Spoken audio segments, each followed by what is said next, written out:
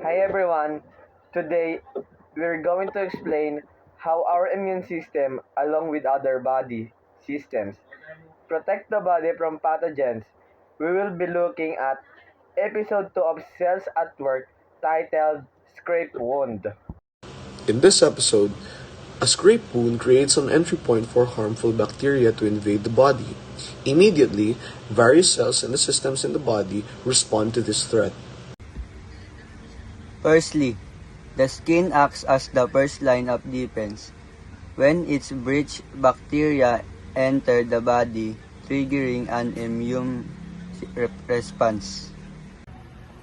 The white blood cells, particularly neutrophils, are among the first responders.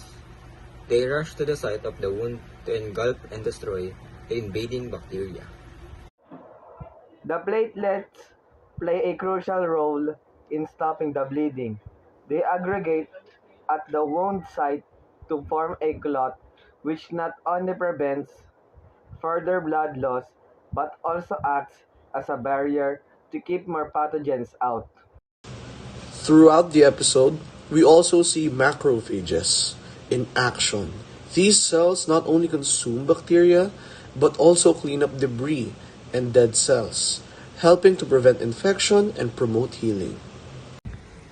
The circulatory system is essential in this process as it transports white blood cells and platelets to the wound site quickly.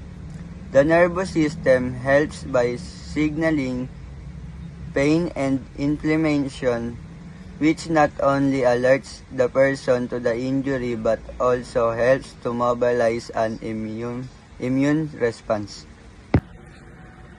These episodes wonderfully illustrates how different components of our body work together to protect us from infections.